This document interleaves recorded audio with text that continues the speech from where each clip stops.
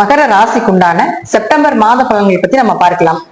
மகர ராசியை பொறுத்த வரைக்கும் ராசி அதிபதி வக்கரத்துல இருக்கிறார். நல்லா புரிஞ்சுக்கணும்.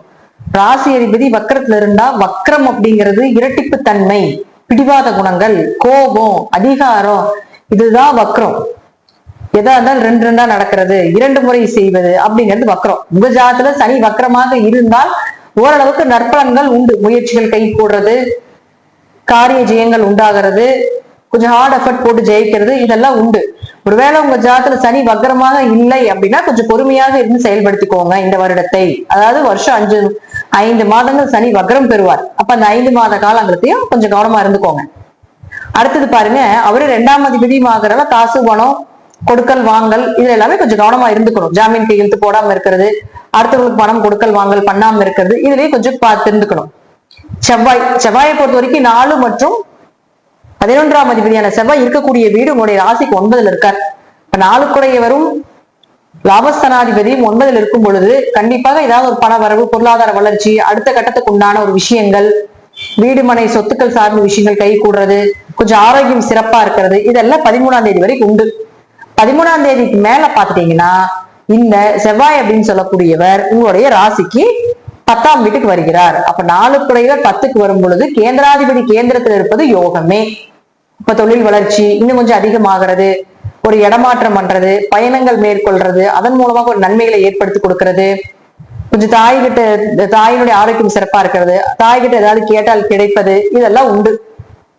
அப்ப அவரே பாருங்க, உங்களுக்கு 11ஆம் அதிபதியாக 10ல் இருக்கிறனால தொழில நல்ல லாபங்கள், எதிர்பார்த்த லாபத்தை விட இன்னொரு மடங்கு அதிகமாக கிடைப்பது, இதெல்லாம் இந்த மகரத்துக்கு இந்த மாதம் நடக்கும்.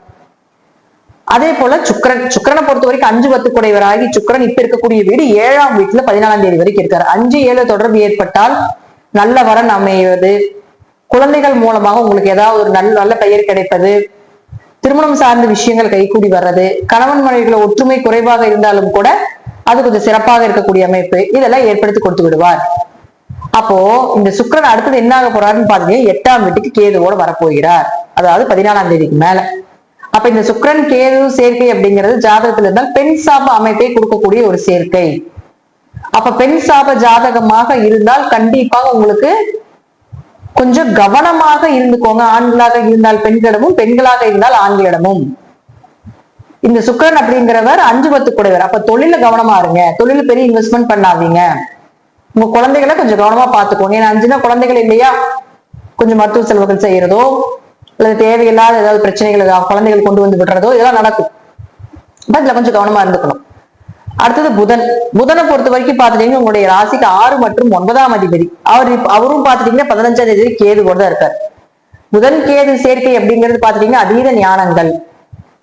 புதன் கேது சேர்க்கை அப்படிங்கிறது படிப்பு தடையை கொடுத்தாலும் படிப்புக்கு மீறின ஞானம், சித்த மருத்துவம், கை மருத்துவம், குறி சொல்றது, சாமி ஆடுறது, இது எல்லாமே இந்த புதன் கேது தான்.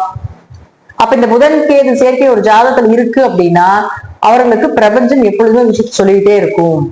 இதை பண்ணு, அதை பண்ணாத, அங்க போ, இங்க வா அப்படின்னு இந்த பிரபஞ்சம் கொடுத்துக்கிட்டே இருக்கும். அப்ப உங்களுக்கு இதெல்லாம் நடக்கும். யோசனைகள், சிந்தனைகள் இதெல்லாம் ரொம்ப அதிகமாகும். அப்ப புதன் யார் உங்களுக்கு 6 மற்றும் 9ஆம் அதிபதி கேதுவோடு இருக்கும் பொழுது கண்டிப்பாக ஏதாவது ஒரு வழியில புதன் சார்ந்த கடன் விஷயங்களாகவோ நோய் விஷயங்களோ ஏதோ ஒண்ணு இருந்துட்டே இருக்கும் 15ஆம் தேதி வரைக்கும்.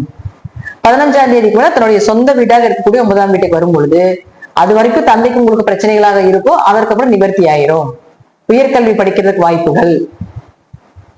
9ஆம் அதிபதி 9ல் இருந்தால் தீர்த்த யாத்திரை போயிட்டு வருது, கோவில் கட்டுமான பணிக்கு உதவுவது, கோவில் கட்டக்கூடிய யோகங்கள், ஆன்மீக ரீதியாக நிறைய நபர்களை சந்திப்பது, உங்க படிப்புக்குண்டான ஒரு நல்ல வேலை கிடைப்பது, வெளிநாடு வெளியூர் செல்வதற்குண்டான ஒரு அடுத்த ஸ்டேஜ் கொண்டு போகக்கூடிய ஒரு வாய்ப்புகள், இதெல்லாம் ஏற்படுத்தி கொடுத்துருவார்.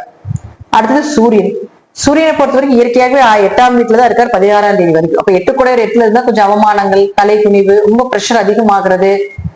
அப்ப கேதுவோட சேர்ந்து இருக்கும்போது பித்ருதோஷத்தை கொடுக்கும். அப்ப சூரியனும் கேதுவும் சேர்ந்தால் இயற்கையாகவே பாத்தீங்கன்னா ஜாதகத்துல இருந்தால் தந்தை வழியில கர்ம தோஷங்கள், பரம்பரை தோஷங்கள் தான் சொல்லுவோம். இப்படி இருக்கக்கூடியவங்க இந்த காலகட்டங்கள்ல போய் ஜாதகத்துல சூரியன் கேது சேர்க்கை இருந்தா திதி தர்ப்பணம் கொடுப்பது ஒரு சிறப்பான விஷயமாக இருக்கும். அப்ப சூரியன் அதே இடத்துல இருந்து மறுபடியும் 16ஆம் தேதிக்கு மேல 9ஆம் வீட்டுக்கு அவரு வந்துருவார். அதற்கப்புறம் உங்களுக்கு 8 குடையர் 9ல் இருந்தால் ஓரளவுக்கு நன்மைகளை, தந்தை மூலமாக இருந்து வரக்கூடிய பிரச்சனைகள் விலகும், திடீர் அதிர்ஷ்டங்கள், திடீர் வருமானங்கள், திடீர் இழப்புகளை தவிக்க வேண்டிய ஒரு சூழ்நிலைகளை கொடுத்துருவார்.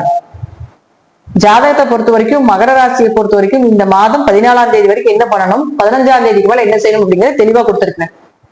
அதுபடி செய்யும் பொழுது கொஞ்சம் யோகத்தை தாராளமாக பெறலாம். மகரம் கொஞ்சம் கவனமாக இந்த மாதம் இருந்து கொள்வது என்பது ஒரு சிறப்பான விஷயமாக இருக்கும்.